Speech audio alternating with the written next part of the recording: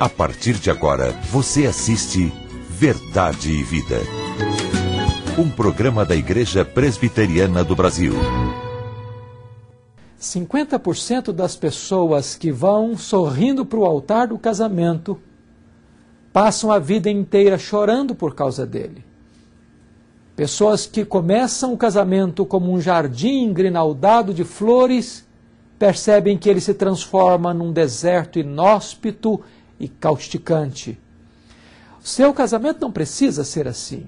Deus tem princípios claros na sua palavra para conduzir você à verdadeira felicidade no casamento. O programa de hoje vai tratar deste importantíssimo assunto.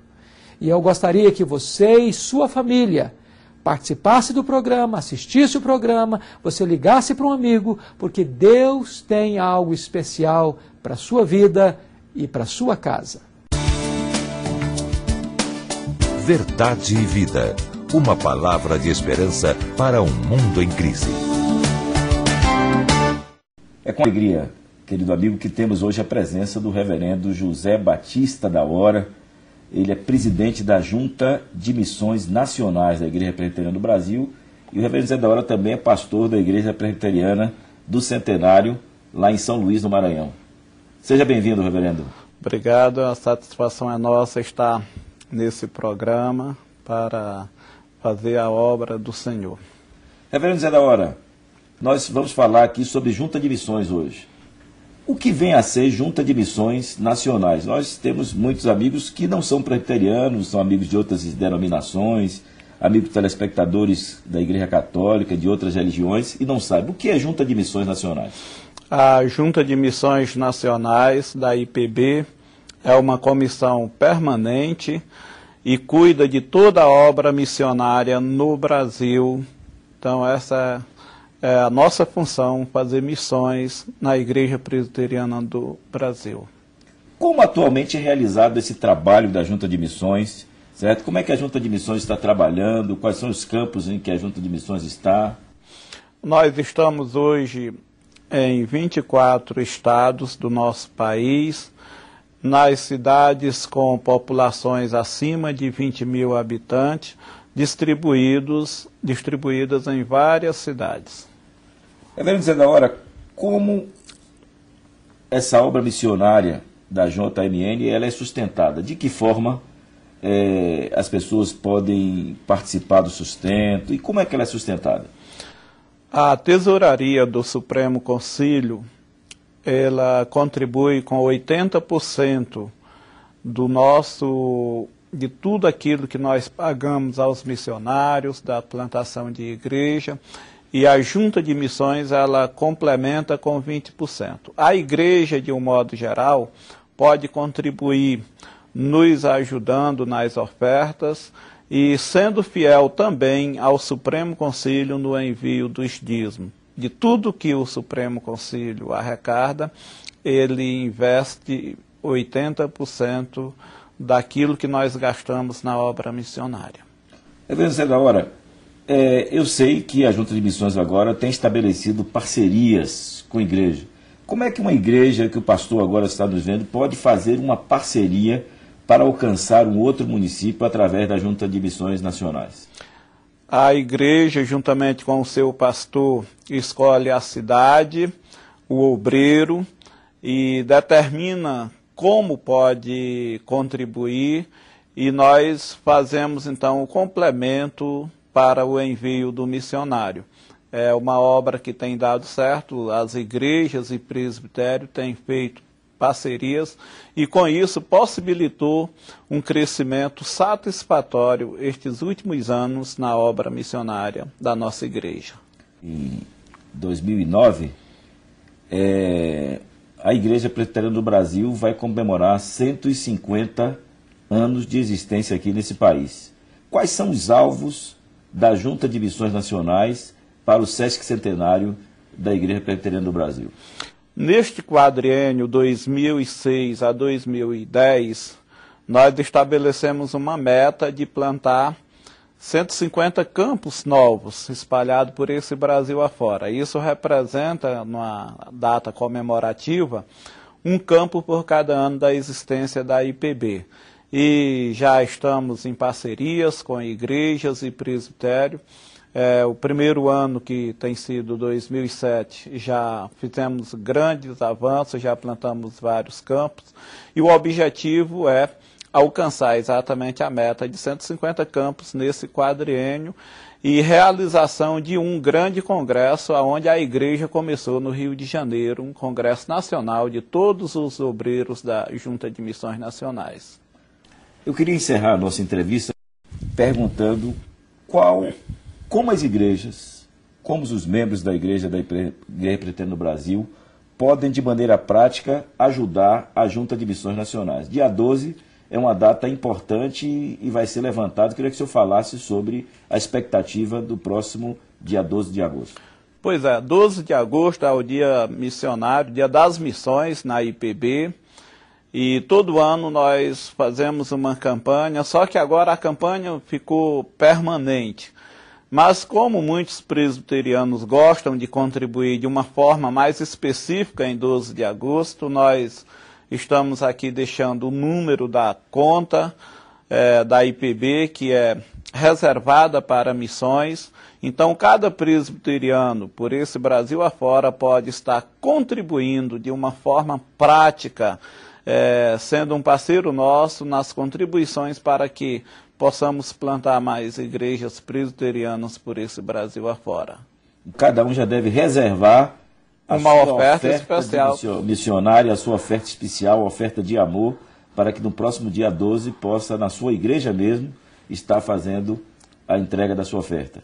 Nesta data, geralmente, o pastor faz um culto missionário, e nós estamos sugerindo que cada membro naquele dia esteja contribuindo de uma forma especial, sabendo que aquele dinheiro vai ser aplicado na obra missionária através da Junta de Missões Nacionais.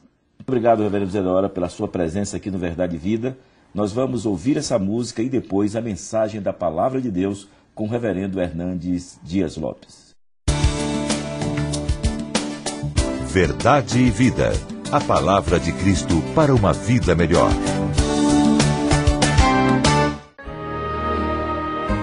Venho a ti, Jesus, quero renovar meu ser.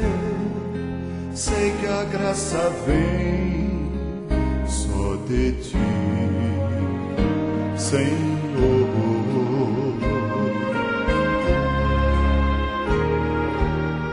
Eu descobri, ó Deus, que tudo que é mal em mim vai se transformar no poder do amor.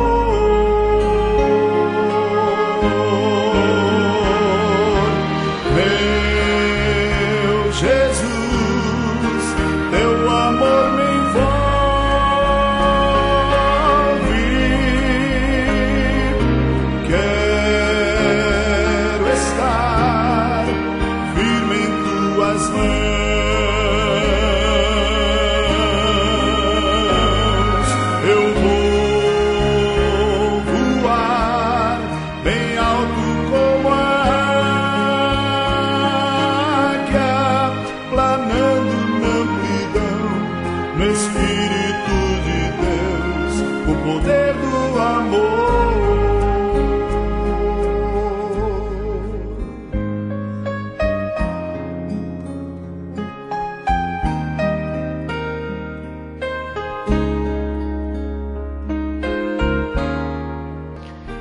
Quero conversar com você hoje sobre um dos assuntos mais importantes da sua vida. Eu quero falar com você sobre alguns princípios para a felicidade no casamento. No livro de Cantares, capítulo 4, a partir do verso 7, Salomão começa a traçar algumas diretrizes e balizas para um casamento feliz.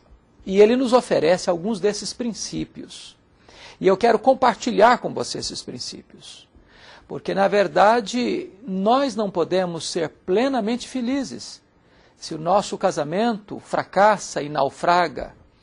É bem verdade que muitas pessoas que começam a vida conjugal, indo para o altar, cheio de sonhos, de planos, de projetos, 50% dessas pessoas acabam vivendo a vida chorando, sofrendo e terminando essa trajetória, muitas vezes, nas barras de um tribunal, num divórcio traumático e doloroso.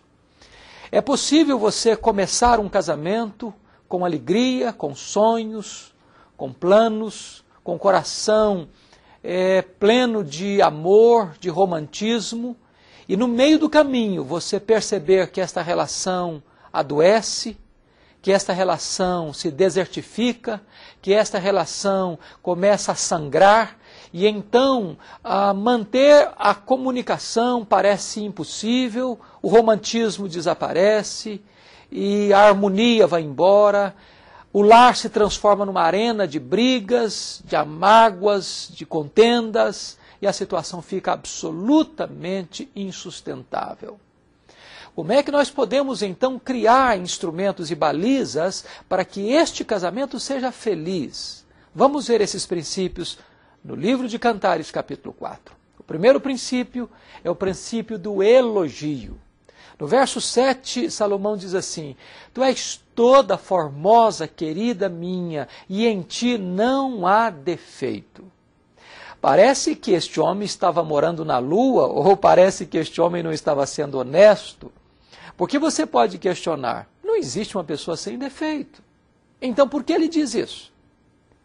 Ele diz isso porque o amor se concentra nas virtudes e não nos defeitos. O seu papel no casamento não é o papel de um detetive que fica vasculhando os erros do seu cônjuge. Nem o seu papel no casamento é o papel do arqueologista que fica cavocando e dragando o passado para levantar alguma coisa que ficou enterrada há muitos e muitos anos. O seu papel no casamento é pontuar as virtudes do seu cônjuge, valorizar as virtudes do seu cônjuge, verbalizar isso para ele. Porque quando você foca nas virtudes, você encoraja o seu cônjuge a superar as suas próprias fraquezas. Há um ditado chinês que diz assim: você pega mais moscas com a gota de mel do que com um barril de fel. Um elogio sincero vale mais do que 1000 críticas.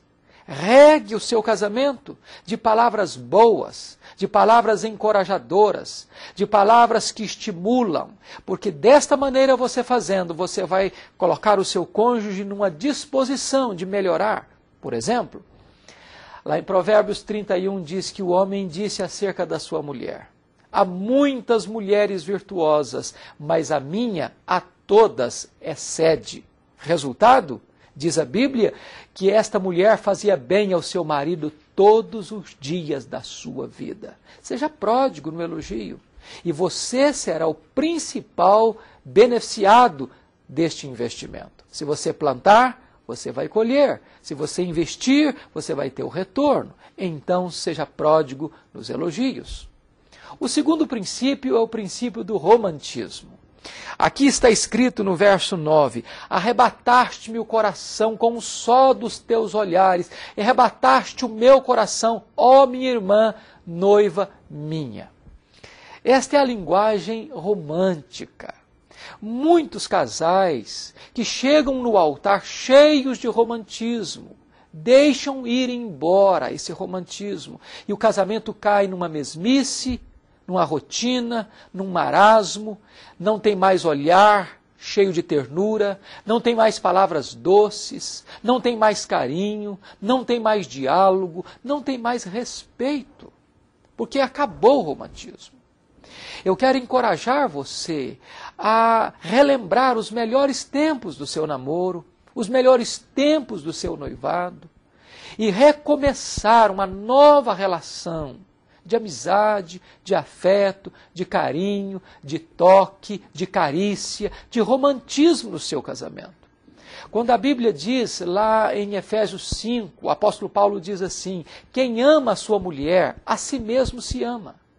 Ninguém jamais odiou a sua própria carne, antes a alimenta e dela cuida. Esta palavra cuidar, que está lá em Efésios 5:29, só aparece mais outra vez no Novo Testamento, em 1 Tessalonicenses, capítulo 2, versículo 7. E a palavra lá é a palavra acariciar. O marido precisa acariciar a esposa, precisa tocar a esposa, precisa ser sensível com a sua mulher. E vice-versa, a mulher precisa ser carinhosa com seu marido, porque restaurando assim o romantismo, esse casamento vai ser revitalizado, remoçado e encontrar um novo oxigênio para respirar ar puro de alegria, de prazer, de contentamento e de amor. Mas há um terceiro princípio. É o princípio da comunicação. Chegamos ao versículo 11 e o marido diz assim: os teus lábios, querida, destilam mel. Esse é o princípio da comunicação saudável. Deixa eu dizer para você, a Bíblia diz em Provérbios 18:21, que a morte e a vida estão no poder da língua. Quem bem a utiliza, come dos seus frutos. Você pode dar vida ou você pode matar o seu casamento, dependendo da maneira como você se comunica. Não tem casamento saudável se a comunicação não for positiva, não for boa, não for harmoniosa, não for respeitosa. Quantos casais que se agridem, que machucam um ao outro, que ferem um ao outro, cuja língua não é medicina, mas é a espada que fere, que machuca, que sangra e que mata. Nós precisamos manter no casamento uma linguagem bonita, cheia de ternura, cheia de sinceridade, cheia de amor, de respeito um pelo outro.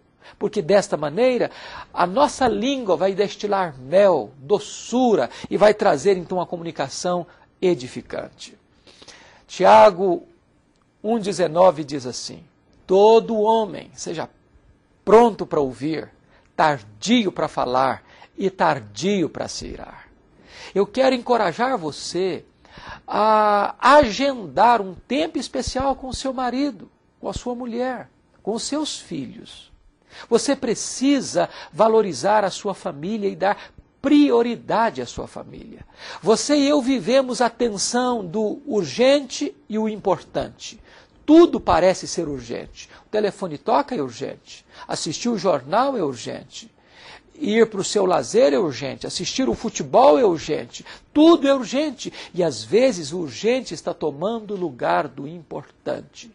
Às vezes seus filhos chegam da escola e dizem assim: papai, mamãe, podem me ajudar aqui no dever de casa? E você diz: eu não tenho tempo agora, filho. Eu não tenho tempo agora, minha filha. Se vira por aí, liga para sua professora. E daqui a 10 minutos o telefone toca e você corre para o telefone e gasta meia hora ao telefone. E seus filhos descobrem que não podem contar com você, que não tem com você o mesmo crédito que tem o amigo, que tem o trabalho, que tem o lazer, que tem a televisão, que tem as outras coisas. Você precisa dar prioridade à sua família, ao seu marido, à sua mulher, aos seus filhos e desenvolver uma comunicação saudável. Você vai colher na sua casa o que você planta, porque você reflete quem você é. Você se reproduz dentro da sua casa. Se você plantar amor, você colhe amor. Se você semear amizade, você colhe amizade. Se você planta bom humor, você tem bom humor de retorno. Mas se você semeia mau humor, palavras ferinas, críticas amargas, você vai ter um clima tenso e pesado dentro da sua própria casa. Mas há um outro princípio que eu quero partilhar com você. É o princípio da fidelidade. Chegamos ao verso 12 e ele diz assim: jardim fechado és tu, minha irmã, noiva minha, fonte reclusa, fonte selada. O casamento só pode ser saudável se tem fidelidade. É lamentável que na sociedade contemporânea, cerca de 75% dos homens e 63% das mulheres já traíram seu cônjuge. Isso é um caos. Isso é um colapso. Não há casamento sadio sem fidelidade. sem o princípio da confiança, da integridade, da pureza, da honestidade. Você precisa entender que o seu cônjuge é propriedade exclusiva de Deus, mas também o seu cônjuge pertence a você de uma maneira inalienável. A Bíblia diz assim: eu sou do meu amado e o meu amado é meu. O seu cônjuge é um jardim fechado, é uma fonte reclusa. É o seu manancial que só deve abastecer você. Então, mantenha a integridade. Tome a decisão de jamais transigir com este absoluto. Não tenha olhar para a mulher estranha. Não tenha olhar para o homem estranho. Dedique o seu tempo, o seu coração, as suas energias, as suas forças, o seu afeto, o seu corpo ao seu cônjuge. Porque, na verdade, não tem possibilidade de você ser feliz se este princípio é rompido, se a fidelidade não é observada no seu casamento. Há um outro princípio que eu gostaria de partilhar, que é o princípio do prazer. Chega o verso 15 e ele diz assim: és fonte dos jardins, poço das águas vivas, torrentes que correm do Líbano. Deus deu a você o privilégio de estar casado e desfrutar plenamente da vida conjugal. A Bíblia diz que o sexo antes do casamento é pecado, é fornicação. Que o sexo fora do casamento é pecado, é adultério. A Bíblia diz que só aquele que está fora de si comete tal loucura. Só quem quer se destruir é que comete adultério. Porém, a Bíblia diz que o sexo em si, ele é santo, ele é bom, ele é puro, ele é deleitoso, ele é prazeroso, ele não é apenas para a procriação. Deus criou você com desejos sexuais e Deus criou a possibilidade de você satisfazer plenamente esses desejos sexuais no seu casamento. O seu cônjuge é uma fonte de prazer para você. Você pode desfrutar de uma maneira linda, de uma maneira santa, de uma maneira pura, de uma maneira maiúscula e abundante da vida sexual no casamento. A Bíblia diz, em Hebreus 13, versículo 4, digno de honra entre todos é o matrimônio e o leito sem mácula. A palavra leito, lá no grego, é a palavra coito, de onde vem relação sexual. Diante de Deus, a relação sexual de marido e mulher é algo lindo, é algo santo, é algo puro, é algo deleitoso, que Deus criou para o seu prazer e para o seu encantamento. Deus quer que você desfrute disso de forma plena e abundante, para a glória de Deus e para a sua felicidade. O apóstolo Paulo, escrevendo a carta aos Coríntios, a sua primeira carta aos Coríntios, ele diz lá, capítulo 7, versículos 3 a 5. O marido conceda à esposa o que lhe é devido, e semelhantemente a esposa ao seu marido. O marido não tem poder sobre o seu próprio corpo, e sim a mulher. A mulher não tem poder sobre o seu próprio corpo, e sim o marido. Não vos priveis um ao outro, salvo, talvez, por mútuo consentimento, para vos dedicardes à oração, e novamente vos ajuntardes, para que Satanás não vos tente por causa da incontinência. O marido deve satisfazer sexualmente a sua mulher, a mulher deve satisfazer sexualmente o seu marido.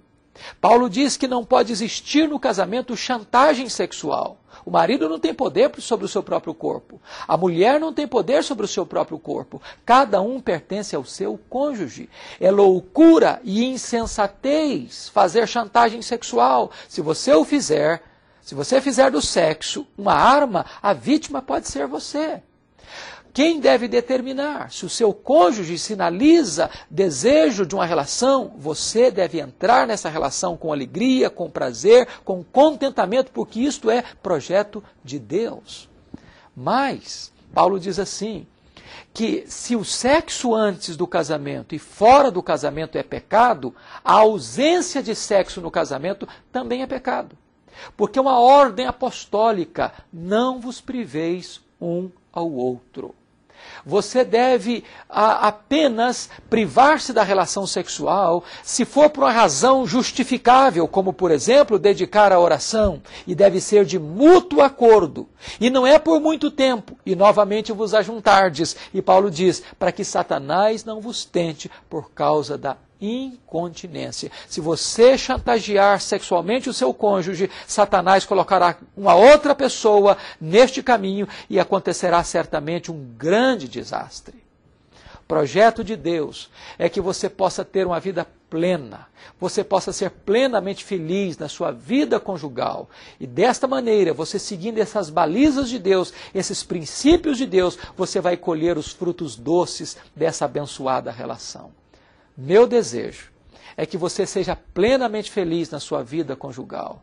Se você seguir esses conselhos de Deus, você certamente vai ter um casamento feliz, um casamento abençoado, um casamento que vai ser um jardim grinaldado de flores, um pomar de plantas frutíferas, e você vai se deliciar com esses frutos doces e sazonados da felicidade. Que Deus abençoe você. Que Deus abençoe o seu casamento, que Deus abençoe a sua família, em nome de Jesus. Verdade e Vida, mostrando o caminho do perdão e da vida eterna. Eu sou o caminho, e a verdade e a vida. Ninguém vem ao Pai senão por mim.